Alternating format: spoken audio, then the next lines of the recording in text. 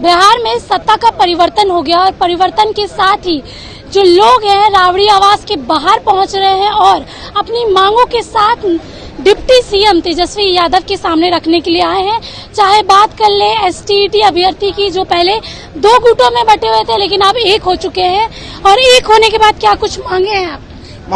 महोदया, बस मेरा मांग यही है कि मैं माननीय उप मुख्यमंत्री महोदय से यही मांगने आया हूं कि महोदय, आप अक्सर कहा करते थे जब आप नेता प्रतिपक्ष थे तो कि दोनों मिल के रहो, मेरिट और नॉट मेरिट मत करो, मिल के आओ, संघर्ष करो, लड़ो और जीतो, और हमारी सरकार आएगी, हम तुम्हारी बहाली करेंगे। पहली बात, हमने अक्सर कहा था माननीय नेता प्रतिपक्ष से कि महोदय, या तो हमारी बहाली का प्रावधान करवा दीजिए या आत्मदाह का इजाजत करवा दीजिए, दोनों में से एक काम करवा दीजिए। वो कहते थे कि बेवकूफ हो, कमजोर हो, मरने से हो जाएगा, लड़ने से होगा, लड़ो। और आज वक्त आ गया है, आज महोदय उप मुख्यमंत्री बन गए हैं हमारे बिहार के, हम उनसे कहने आए हैं कि आज आपके हाथ में ताकत है, पावर है, यश है, आप हमारी नौकरी कर दीजिए। संपूर्ण बहाली का 1 लाख से ज्यादा पद रिक्त हैं, हम लोग 80,000 ही मात्र उत्तीर्ण हैं, उसमें से भी 20,000 का लगभग डॉक्यूमेंट वेरिफिकेशन में बाहर हो जाएगा, 60,000 लोग बचे, 60,000 की नियुक्ति कर दीजिए, यश की प्राप्ति करिए, जय जयकार होगा बिहार में। इस हिंदुस्तान की धरती पर एक रोल मॉडल के रूप में माननीय तेजस्वी यादव का नाम लिया जाएगा। महोदया,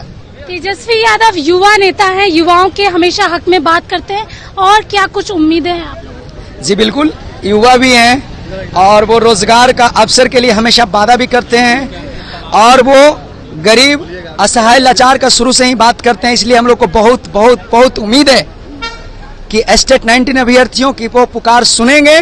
और वो बार बार वादा करते थे, इनके पास आते थे जिस समय सरकार नहीं थी, कि एस्टेट 19 अभ्यर्थियों की जब पहली कलम से पहली कतार में मैं सबसे पहले संपूर्ण बहाली दूंगा। अब वो वक्त आ गया है, वह वक्त के लिए हम लोग बस याद दिलाने के लिए बुके लेकर के भी आए हैं हम लोग सारे साथी, इनको संबोधन करने के लिए, कि याद दिलाने के लिए कि अब हम लोग को देर मत कीजिए, एस्टेट 19 अभ्यर्थियों को अति शीघ्र नोटिफिकेशन जारी कीजिए और संपूर्ण बहाली कीजिए। यही मांग लेकर के हम लोग आए हैं। और देखिए, ऐसे ऐसे हैं जो बेचारे अंतिम एज बचा हुआ है। मैं नौकरी के अंतिम पड़ाव पर हूं, मैं किसी तरह बीएड किया हूं, अब हम इन लोगों के समर्थन में जुट गया हूं, तो इन लोगों के समर्थन को पूरा करते हुए हमारा भी अपनी मांग को रख रहा हूं कि किसी तरह से 80,402 की बहाली सुनिश्चित कर दे, ताकि इसके पहले सबसे पहले तो नोटिफिकेशन जारी करें जितना शीघ्र हो, तभी हम लोग को कल्याण होगा। क्योंकि जो प्रतिपक्ष के थे वो हम लोगों के पक्ष में आ गए हैं, तो हम लोगों को वादा को पूरा करें। आप देख सकते हैं, ये तो एसटीईटी अभ्यर्थियों की बात थी। आपको मैं दिखाना चाहूंगी, और भी लोग हैं और काफी लोग बहुत सारे आशाओं के साथ आए हैं। यहाँ पे इंडिपेंडेंट इंजीनियर के अभ्यर्थी भी है। क्या कुछ मांगे हैं आप लोगों की? बस हम लोग का जो नौकरी है कंटिन्यू रहे, और जो बेरोजगारी हम लोग होने वाले हैं उसको रोका जाए। और जब पुराने तरह से गेट लिया जाता है तो मतलब पहले क्यों गेट क्यों नहीं लिया गया, अभी गेट क्वालिफिकेशन क्यों मांगा गया? जब गेट का क्राइटेरिया आ रहा है तो जब पिछले बार जब लिया गया था उसी बार लेना चाहिए था, अब नया चीज क्यों आ रहा है?